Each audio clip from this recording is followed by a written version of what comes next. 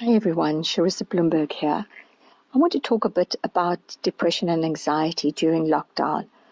We all know that there's so many people out there sharing amazing things that they're doing, learning new recipes, cooking, being creative, doing a course, getting to write a book they've never had time to do.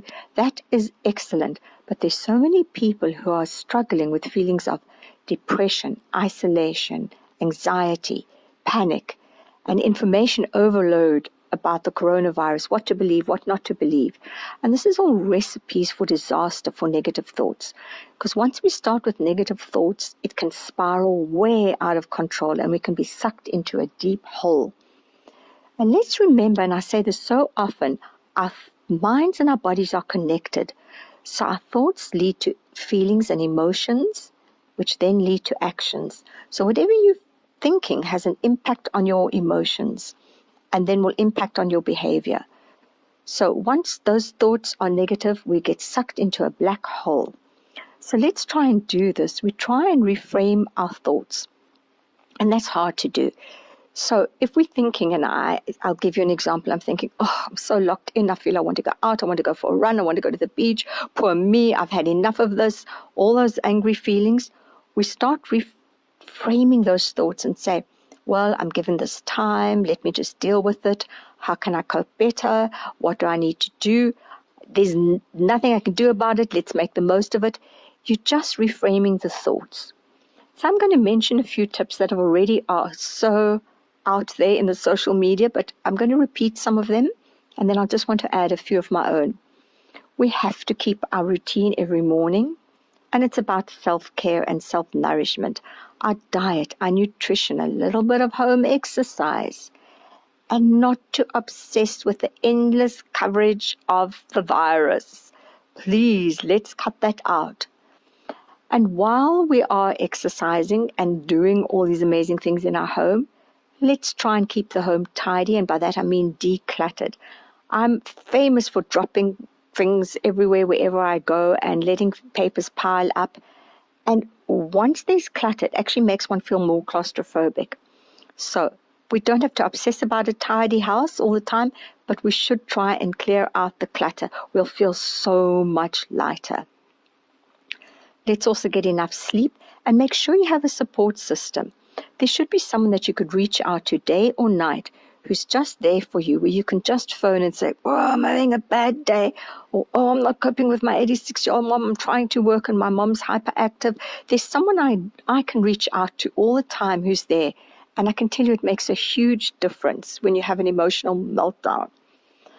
Also, try and see nature, even if it's from your window.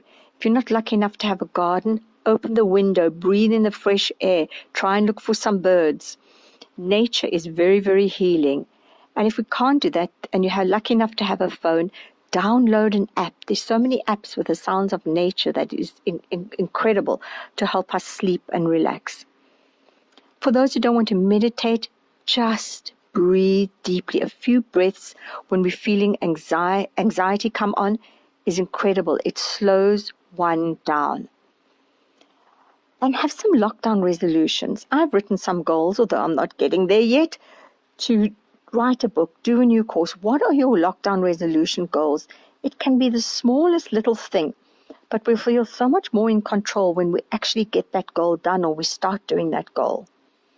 But here's the most important one I want to leave you with. Try and be of service to others from a distance. When you're feeling down, there is nothing more empowering than doing small acts of kindness. It is so beneficial for our mental health. It gives us a sense of purpose, and people are known to recover from trauma and traumatic events far quickly when you are there of service to others. It helps build resilience. So find ways to help others in times of crisis from a distance. It will help your well-being. And journal your thoughts down as well. That's also amazing. So many people have started diaries. But ask yourself, what are you learning about this process? What can you be proud of when you are out of lockdown? Because it takes strength and it takes resilience to come out of something as traumatic as what we're all going through. But I want to share two important numbers for those people who are still feeling suicidal, depressed, or feeling they just want to talk to someone at the end of the line. The South African Society for Depression and Anxiety Organization, let me rephrase this, the South African Depression and Anxiety Organization, SADAG, do amazing work. It's sadag.org. They are open from 8 in the morning till 8 at night for a phone call, and I'm going to say the number, 011 2344 837. 011 2344 837. There's someone there from 8 till 8 every day, 7 days a week. But there's also an emergency suicide line. If you feel someone is suicidal, or if you are, please dial it, 0800 456 789. 0800 456 789. We can survive this. We will survive this. We will get out of this. And we are not going to let anybody take their lives unnecessarily if we can help it. God bless us all. Be strong. Reach out to others. Small acts of kindness. Thank you for listening. God bless.